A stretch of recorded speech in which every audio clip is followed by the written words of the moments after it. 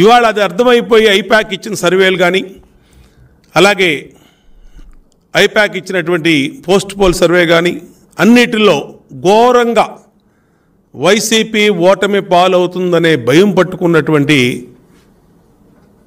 YCP Jaganmohan Reddy ఈరోజు ఏదేదో మాట్లాడతాం.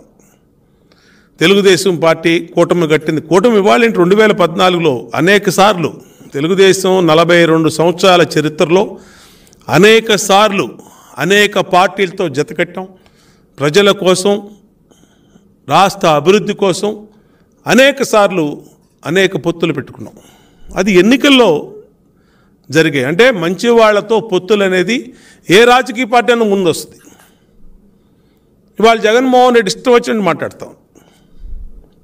దానికి ఒకటే సమాధానం, బందిపోటుని ఊర్లో పడితే పట్టుకోవడానికి ఒక్కళ్ళే రాదు, ఊరంతా ఏకమవుతారు. గుర్తుపెట్టుకో జగన్ రెడ్డి, గుర్తుపెట్టుకో వైసీపీ.